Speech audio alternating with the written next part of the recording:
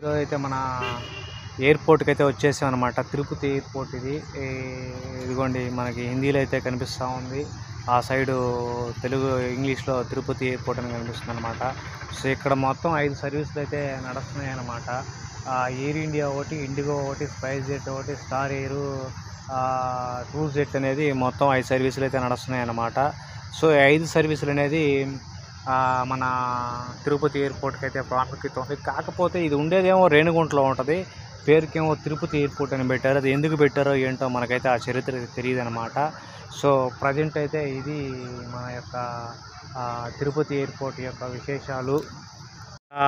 భలే ఇదిగా అయితే దీన్ని అయితే పెట్టున్నారు. కానీ లోపలంతా చూస్తే ఏం లేదు, బయటంతా దగ్గరికి వెళ్ళి చూస్తే జస్ట్ అద్దాలు ఇలా కనిపిస్తుంది, లోపలైతే ఏం లేదనమాట.